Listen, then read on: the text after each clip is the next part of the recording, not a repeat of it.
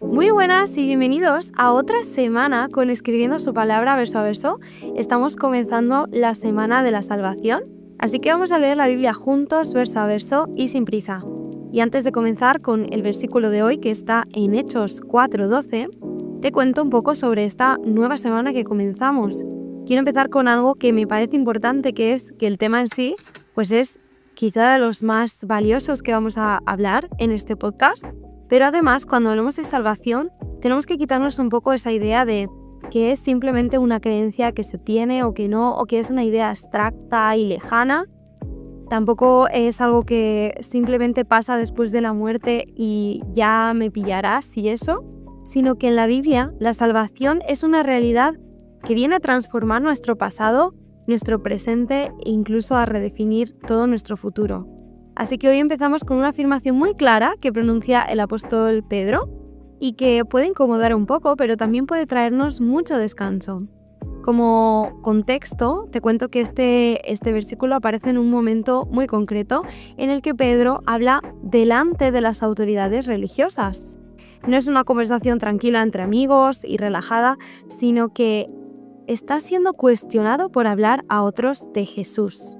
Y sin embargo, Pedro no responde con agresividad ni con miedo, sino que responde con una gran convicción, pero serena a su misma vez.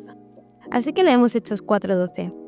Dice: de hecho, en nadie más hay salvación, porque no hay bajo el cielo otro nombre dado a los hombres mediante el cual podamos ser salvos. En nadie más hay salvación es esa afirmación más tan directa, podríamos decir, que con la que comienza Pedro. Porque no habla de Jesús como una buena opción o como uno de entre tantos caminos, sino que dice muy claramente que en nadie más hay salvación. Y aquí es donde muchas personas se detienen, porque vivimos en una cultura que valora mucho que hayan demasiados caminos, ¿no? Porque si hoy me siento así, pues quiero tirar para allá. Valoramos mucho la autoexpresión y la idea que cada uno tiene de salvarse a su manera, digamos.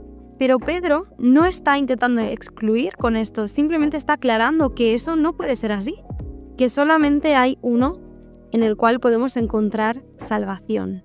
Es una verdad que rompe con toda esa confusión que vivimos hoy en día en este mundo en el que nos ofrece distintas formas de sentirnos plenos, como el éxito o la fama, las relaciones, la espiritualidad a medida para cada uno, e incluso los logros personales. Muchas de esas cosas pueden ser buenas, no me malinterpretes, pero ninguna de ellas te puede salvar.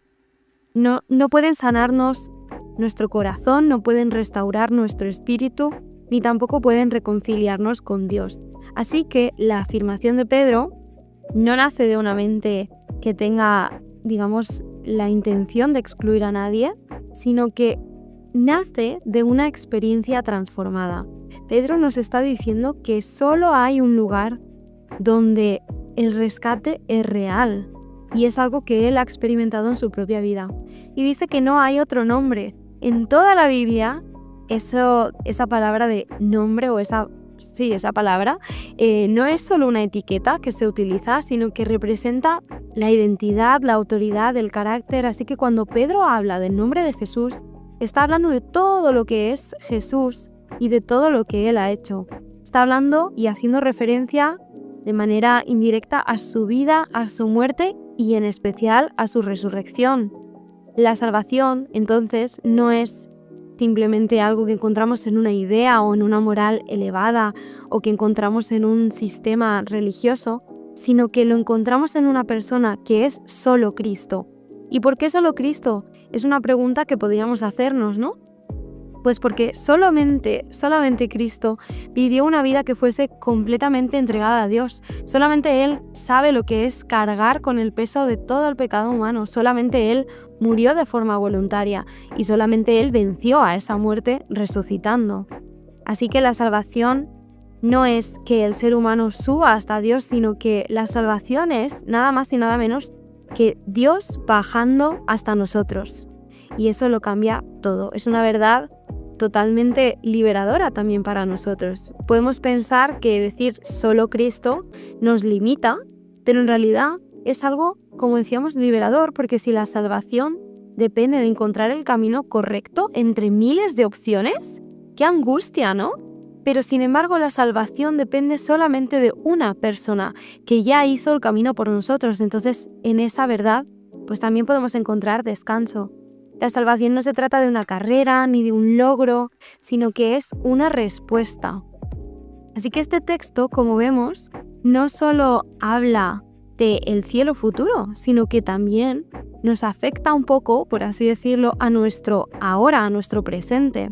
Porque cuando la salvación está solo en Cristo y no en mí, entonces la culpa tiene un lugar al que la puedo llevar, que es ante Dios. La identidad encuentra un centro firme, que es Jesús, y la vida deja de ser una búsqueda sin fin porque el Espíritu Santo me está guiando. De esa forma, la salvación redefine quién soy y cómo vivo hoy.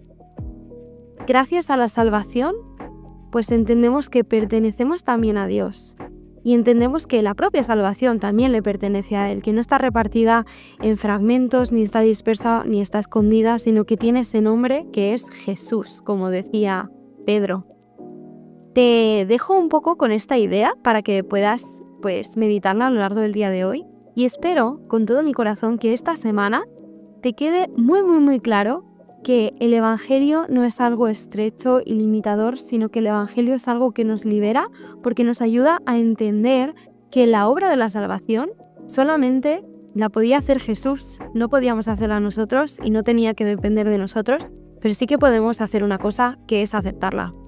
Nos encontramos mañana con otro verso a verso.